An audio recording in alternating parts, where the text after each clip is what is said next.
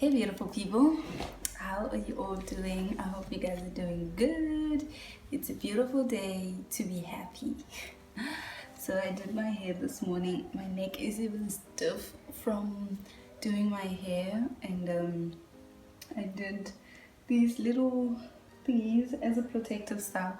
Hopefully it lasts long, and hopefully I can keep it on for long. But yeah, let's get straight into it. Today's video is gonna be about my first impressions as a Tswana girl, South African girl here in the Netherlands, and I'm gonna be talking about a couple of things that appeared as a cultural shock, but not a cultural shock as such, but those are like my first impressions, and I was like, wait, what? So yeah, we're gonna talk about those things.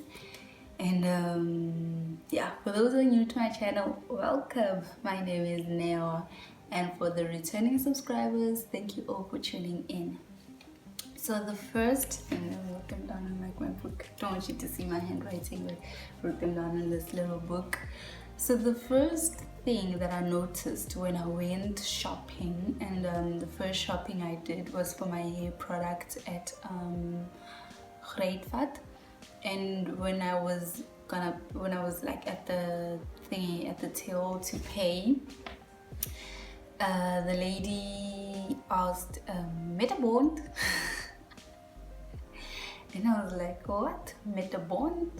And then I'm like, oh, I was with my host mom, so she was like translating, and the lady was actually asking, do you want a receipt? And I'm like, yes please, and I got the receipt. And then after getting the receipt, I didn't get a plastic bag, and I'm like, why didn't I get a plastic bag? And you don't even see where the plastic bags are. So well, I just put the things in my bag. So here in the Netherlands, it's not like it's not like go ShopRite or go Checkers where you're paying for your things about plastic. No, you don't get a plastic bag, because the people here, that goes to the second point, the people here are so environmentally friendly. I think that's what they call it. Like, they are so conscious about saving the environment and everything. So when you go to the shop, most people go with their own little bags, and there are also bags that they sell at the shops. But if you want to get a plastic, it's a bit expensive, and preferably people shouldn't be getting plastics. But they are plastics at shops. It's just they don't ask you plastic, because they know that people are supposed to be having those bags and putting the things that they put in those bags. So yeah, those are the first two things that I was like, what, you know? Because in South Africa, we used to, go ShopRite, you're gonna buy things with little plastic, and then you get plastic bags and what. So here, you have to be going with your own bag, and put your things in the bag. And then the other thing that the lady said also at the shop was, alsjeblieft. And I'm like, thinking Afrikaans.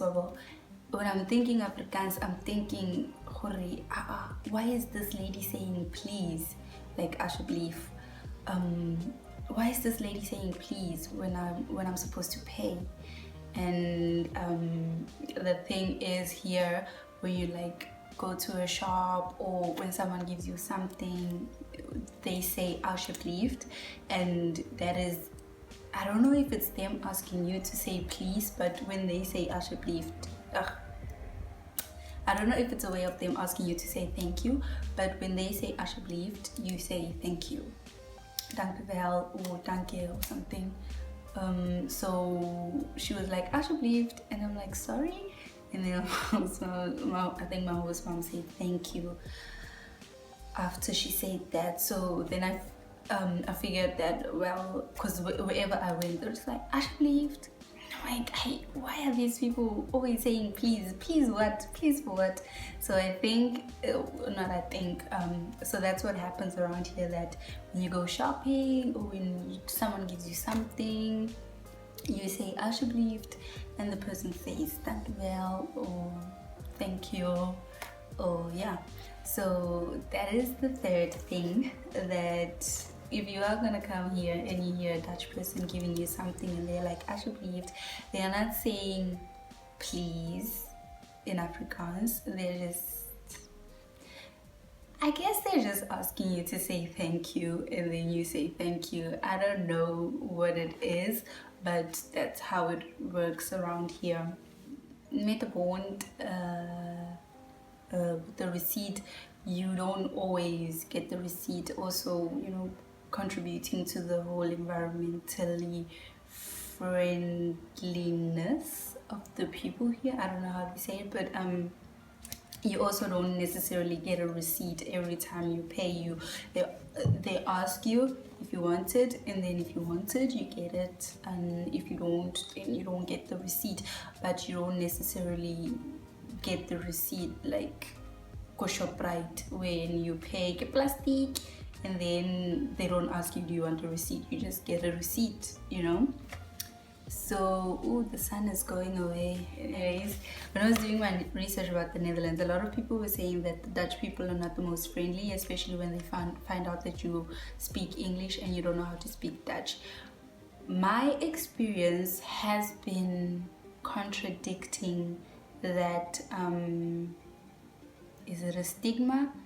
I don't know what it is, but my experience here has been contradicting that statement, that, well, Dutch people are not the most friendly and whatever. Oh, the sun. My sun is going, guys. So what I have experienced is that they're actually friendly, especially when they know that you're not from here. Well, it depends. It depends who you meet, where you are, but a lot of people, the majority of the people that I have met, and they spoke to me in Dutch, and then I responded in English, they then switched to English and have been super friendly.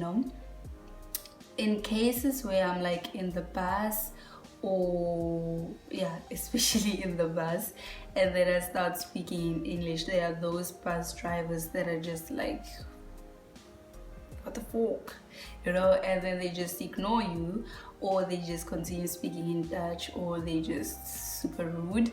But and also maybe in shops, it also goes to another point of customer service. I figured that the older generation in shops or customer service over the phone, the older generation is not as open to speaking English as the younger generation. Okay, now the sun moved to this side. The older generation is not as open as the younger generation in speaking English. So if you are to call, for instance, the other day I called the bank and I wanted to ask a question. I don't remember about what. I think I wanted to ask a question about my savings. I wanted to open a savings account and I wanted to ask how to do it and everything. So when I called, I called 2 or 3 times. The first time I called, I think it was like an older lady, and then she spoke in Dutch, obviously. And before someone answers, what do they call this? The voice that's recorded, that talks, that's not a person, that's like a computer or something. I don't remember what they call it, but that voice, that tells you press 1, press 2. That speaks in Dutch. And then, so you just gotta figure your way around it. The first time I usually just pressed 111 until I got someone. But because Dutch is like similar to Afrikaans, not the same but similar-ish, I was able to hear what the person was actually trying to say. And then I just press the number after they've said something, and then they also say, you can hold the line if you want to talk to someone. That's what usually happens. And then I hold the line and then someone answers the phone. So the first time it was an older lady, and then she spoke in Dutch, and then I'm like, hi, how are you? Hey. And then she's like, hello. I was like, hi, how are you? And then she's like, decline. You know, I can't decline. No, she hung up. Hung up. Hella, but you know, calling someone, it's money. And then she hung up on me. Oh, I tried the second time. The second time, I think it was a lady again. Or was it? No, I called 2 times the bank. This is not the first time this has happened. Like, I also called for my SIM card and what. It also happens like that. So, customer service. I called the second time. It was a guy. He sounds like maybe he's like in his 30s or something. And then, you know, spoke in Dutch. I had to go through the hey, what do they call it? The recorded voice thingy. I had to go through that first again, and then held the line, and then a guy answered. This guy then answered, hello, hoe gaat het? Hoe kan ik jullie helpen? Something. My Dutch is still crusty. And then I said, hello, how are you? And then it's like, hello. And I'm like, yes, how are you? And it's like, oh, I'm fine. You know, most of them are not fluent in English, but you know, there are those that are open to speaking English and trying. And then he even told me, my English is not good, but how can I help you? And I'm like, no, that's fine. Then I asked the question, and then, you know, he was able to help me. Obviously, it takes longer because he would be thinking in Dutch and has to respond in English. So, like, in his head, he's translating, and it takes longer for him to help you.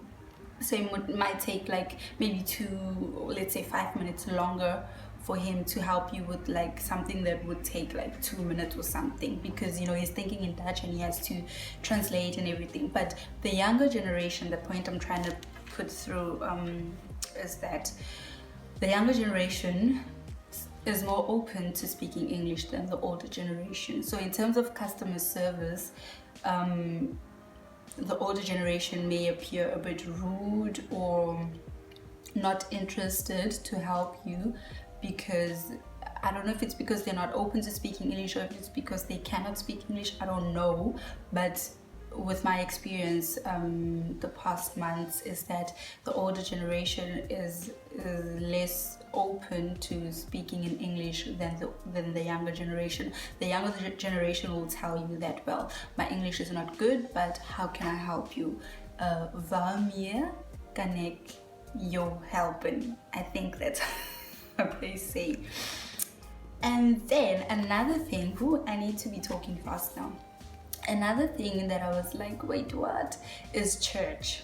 Back in South Africa, everyone goes to church. Like, if you don't go to church, we are like, what? So here, church is not like a big thing. People do go to church, but on special occasions like Christmas, Easter, and those special occasions.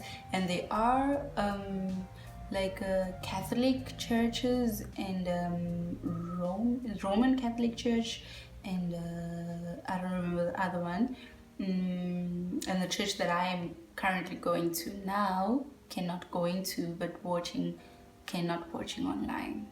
The church that I'm watching online most of the time is Voice of Revival Ministries International, the one from the UK with Pastor C. Marufu. That is my boyfriend's brother who's running a church in the UK. It's like a family church and they've got branches everywhere. And then the other one that I also watch is Prophet Emmanuel Makandiwa from Zim. And then sometimes Rivers, the one that I used to go to, Rivers in Sandton back in South Africa. And then also the Connect group that I attend. I don't necessarily watch the church online on Sundays because I'll be watching the family church. But Connect group, I attend a Connect group from Hillsong Amsterdam. And yeah, I really love it. So church here is not like a big thing like back in South Africa. And then so a lot of people that are like coming here from South Africa might find it hard. I know there is also the boss of what's the name of the church? I forgot the name of the church, but it's also back in South Africa. They have a branch here in the Netherlands, and a lot of also South Africans and people from Namibia go to that church. Hey boo, I forgot the name, but Pastor Bosov.